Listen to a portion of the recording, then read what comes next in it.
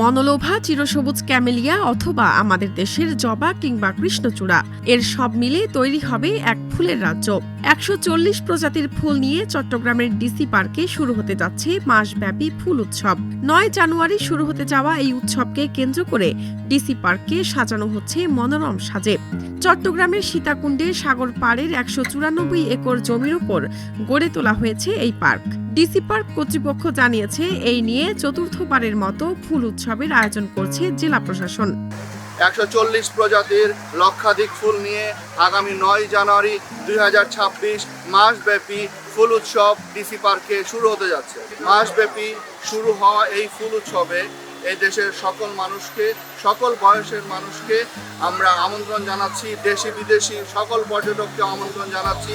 Park কর্তৃপক্ষ আশা করছে এবার নগরের সব ফুলপ্রেমী অংশগ্রহণ করবে এই মেলায়।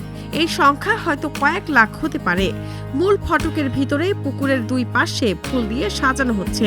বিদেশি ফুলগুলোর মধ্যে উল্লেখযোগ্য লিলিয়াম, ম্যাগনোলিয়া, ক্যামেলিয়া ফুল।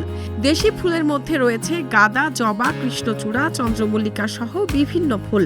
শুধু ফুলই উৎসব সাজাবে এমন নয়, শিশুদের জন্য বিনোদনের নানা উপকরণ, পার্কের দুই পাশে বিনোদনের ব্যবস্থা ছাড়াও পুকুরে কায়াকিং এর জন্য প্রস্তুত অনেকগুলো নৌকা।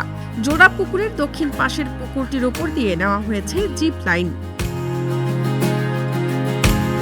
পার্কের পুকুর পাড়ে বিভিন্ন রকমের খাবারের স্টল এবং গ্রামীণ মেলার আয়োজন করা হয়েছে। সাথে থাকছে মাসব্যাপী সাংস্কৃতিক অনুষ্ঠান। অন্যান্য বারের মতো এবারও মাসব্যাপী এ মেলায় প্রত্যেক দর্শনার্থীকে ৫০ টাকা দিয়ে টিকিট কেটে পার্কে প্রবেশ করতে হবে।